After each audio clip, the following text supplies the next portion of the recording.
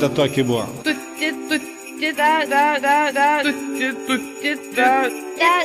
Siūlau pertrauką.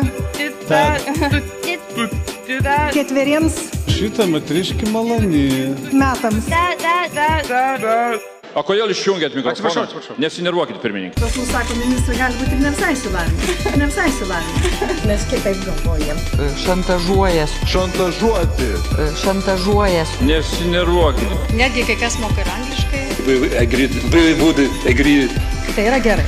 Tegu kalba, ką nori. Jie visi priklausomi, specialiai pakišta ir kalba taip, kaip jam liepta. Graužinėlė kaip politikė tikrai yra patyrusi, atsakinga. Gal pilnatis Lietuvoje. Labai myliu Petrą, jūs labai emocingas. Jūs elgiate šališkai.